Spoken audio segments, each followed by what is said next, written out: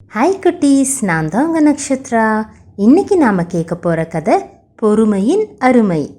ஒரு ஊரில் ஒரு அம்மா குரங்கும் அதோட குட்டியும் இருந்துச்சு. சும்மாவே குட்டீஸ் எல்லாம் ஓடிக்கிட்டே இருப்பாங்கல்ல. குரங்கு குட்டினா கேட்கவா வேணும், ஒரு இடத்துல இருக்கவே இருக்காது. தாவி குதிச்சு ஓடிக்கிட்டே இருக்கும். கையில் எது கிடைச்சாலும் பிச்சு பார்க்கும். அழகான பூவாக இருந்தாலும் சரி, சாப்பிட்ற உணவுப் பொருளாக இருந்தாலும் சரி, பிச்சு பேன் பார்த்துட்டு தான் அடுத்த வேலையை பார்க்கும். இந்த குட்டி குரங்குக்கு எதுனாலும் உடனே செஞ்சிடணும். எங்கேயாச்சும் கூட்டிகிட்டு போகிறேன்னு அம்மா சொன்னால் அம்மா எப்போ போகலான்னு கேட்டுக்கிட்டே இருக்கும். கூட்டிகிட்டு போக சொல்லி நச்சரிக்கும். எதையாச்சும் தர்றேன்னு சொன்னால் கையில் கொடுக்குற வரைக்கும் அம்மா எப்போ தருவீங்கன்னு கேட்டுக்கிட்டே இருக்கும். அப்படிப்பட்ட குட்டி குரங்கு ஒரு நாள் காட்டில் மரத்துக்கு மரம் தாவி போயிட்டு இருந்துச்சு. அப்போது ஒரு மரத்தில் பெரிய தேன்கூடு கோல்டன் கலரில் அழகாக இருந்துச்சு. ஃப்ரெஷ்ஷான தேன் எவ்வளோ டேஸ்ட்டாக இருக்கும்னு நினச்ச குரங்கு தேனீக்களை பற்றி யோசிக்கலை. பக்கத்தில் போய் கையை வச்சு தேன் கூட்டை தொட்ட உடனே தேனீக்கள்லாம் பறந்து வந்து குட்டி குரங்க கொட்ட ஆரம்பிச்சிருச்சு. அதுக்கிட்டேருந்து தப்பிச்சு ஓடினதில் மரத்துல இருந்தே விழுந்துருச்சு. அப்போ கூட தேன் சாப்பிட்ற ஆசை குரங்க விட்டு போகவே இல்லை.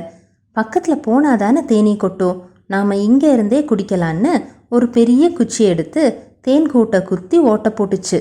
தேன் கீழே சொட்ட ஆரம்பிச்சிச்சு. கீழே இருந்தே அதை டேஸ்ட் பண்ண குட்டி குரங்கு, சொட்டு சொட்டா தேன் வருதே, பெரிய ஓட்டையாக போட்டால் நிறைய வரும்னு குச்சியை வேகமாக குத்திச்சு. அவ்வளோதான், தேன் கூடு உடஞ்சி குரங்கு மேலே அப்படியே தேனோட விழுந்துருச்சு. குரங்கு மேலே ஃபுல்லாக தேன் ஒட்டிக்கிச்சு. கூட்டில் இருந்து வந்த தேனி குரங்கை விடவே இல்லை, துரத்தி துரத்தி கொட்டிச்சு.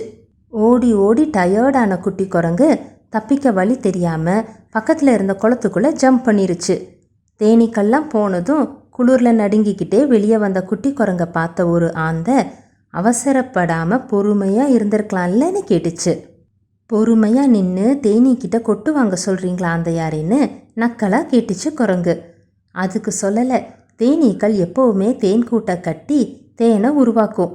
நல்லா தேன் உருவாகிற வரைக்கும் அதில் வேலை செய்யும். நல்லபடியாக ஃபுல்லாக தேன் உருவானதும் அதை விட்டுட்டு வேறு இடத்துக்கு போயிடும். அப்போது தேனி ப்ராப்ளமே இல்லாமல் நீ ஜாலியாக தேன் சாப்பிடலாம். அதுக்கு நீ பொறுமையாக காத்திருக்கணும்னு சொல்லிச்சு ஆந்தை. அதை நல்லா மனசில் பதிய வச்சுக்கிச்சு குட்டி குரங்கு. பல நாட்களுக்கு அப்புறமா ஒரு நாள் குட்டி குரங்கு காட்டில் உலா வந்தப்போ ஒரு புது தேன் கூடு கண்ணில் பட்டுச்சு. அதை பார்த்ததுமே தேன் சாப்பிடணுன்னு ஆசையாக இருந்துச்சு. ஆந்தையார் சொன்னது ஞாபகம் வந்ததும் ஆசையை கண்ட்ரோல் பண்ணிக்கிச்சு. டெய்லி வந்து பார்க்கும். தேனி சுற்றிக்கிட்டே இருக்கும். அது போகிறதுக்காக வெயிட் பண்ணிச்சு.